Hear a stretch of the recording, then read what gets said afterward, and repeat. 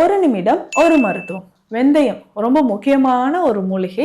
நம்ம வீட்டு சமையல் அறையில இதுக்கு ஒரு தனி இடம் இருக்குன்னே சொல்லலாம். இதனுடைய மருத்துவ குணங்கள பத்தி பார்க்கலாம். நான் உங்கள் டாக்டர் நித்யா, சித்த மருத்துவர். வெந்தயம்னாவே சுகர் பேஷண்ட்ஸ் தான் அதிகமா சாப்பிடுறாங்க இல்லையா?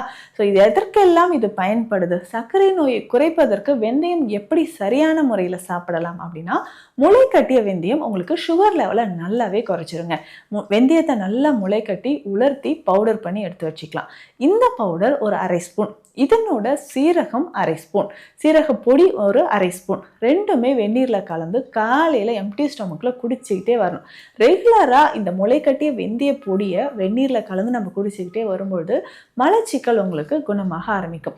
அதே மாதிரி சுகர் லெவல் குறையிறதுக்கும் உடல்ல ஒரு ஸ்டாமினா, ஸோ சுகர் அதிகமா இருந்துச்சுன்னா நரம்புகள் தொடர்பான பிரச்சனைகள் இருக்கும் இல்லையா, அது சரியாகிறதுக்கும் இந்த முளைக்கட்டிய வெந்தயம் நமக்கு பயன்படுது. அதே மாதிரி பெண்களுக்கு ஏற்படக்கூடிய வெள்ளைப்படுதல் பிரச்சனை இருக்குன்னா ரொம்ப சிம்பிளா இந்த வெந்தய பொடியை என்ன பண்ணலாம்னா, ஒன்று வாழைத்தண்டு ஜூஸ் இல்லைன்னா வெண்பூசணி ஜூஸ், ரெண்டு ஜூஸ்ல ஏதாவது ஒன்று நம்ம ரெடி பண்ணி எடுத்துட்டு அரை ஸ்பூன் இந்த வெந்தய பொடி அதில் கலந்து டெய்லி காலையில் எம்டி ஸ்டொமக்ல குடிச்சிட்டு வரணும்.